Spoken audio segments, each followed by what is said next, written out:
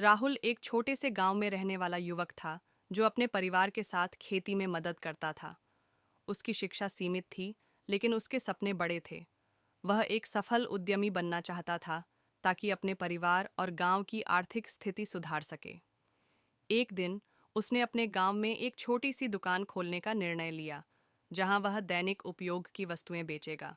उसने अपनी बचत और कुछ उधार लेकर दुकान शुरू की। शुरुआत में ग्राहकों की संख्या कम थी और बिक्री उम्मीद से कम हो रही थी। राहुल ने सोचा कि शायद लोग उसके उत्पादों के बारे में नहीं जानते, इसलिए उसने प्रचार प्रसार करने का निर्णय लिया। उसने गांव के प्रमुख स्थानों पर पोस्टर लगाए और घर घर जाकर अपने दुकान के बारे में बताया। धीरे धीरे लोग उसकी दुकान पर आने लगे, लेकिन फिर भी मुनाफा पर्याप्त नहीं था।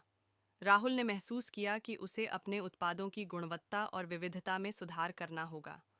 उसने शहर जाकर थोक बाजार से बेहतर गुणवत्ता वाले उत्पाद खरीदे और अपनी दुकान में उपलब्ध कराए। इसके अलावा उसने ग्राहकों की मांग के अनुसार नए उत्पाद भी शामिल किए। इससे ग्राहकों की संख्या बढ़ने लगी, लेकिन अचानक एक दिन दुकान में आग लग गई और सारा सामान जलकर खाक हो गया। इस घटना से राहुल बहुत निराश हुआ। उसने सोचा कि शायद उसका सपना कभी पूरा नहीं होगा। लेकिन फिर उसने अपने परिवार और दोस्तों से प्रेरणा पाई, जिन्होंने उसे हार न मानने की सलाह दी। राहुल ने ठान लिया कि वह फिर से शुरुआत करेगा। उसने अपने बचे हुए पैसों से एक छोटी सी जगह किराए पर ली और वहां से अपना व्यवसाय फिर से शुरू किया। इस बार उसने ऑनलाइन बिक्री का भी सहारा लिया ताकि अधिक से अधिक ग्राहकों तक पहुंच सके। उसने सोशल मीडिया पर अपने उत्पादों का प्रचार किया और घर घर डिलीवरी की सुविधा भी शुरू की।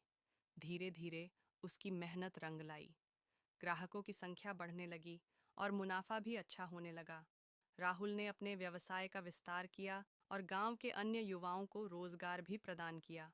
उसकी सफलता की कहानी पूरे गांव में फैल गई और वह सभी के लिए प्रेरणा स्रोत बन गया। राहुल की कहानी हमें सिखाती है कि असफलता के बाद भी हार नहीं माननी चाहिए।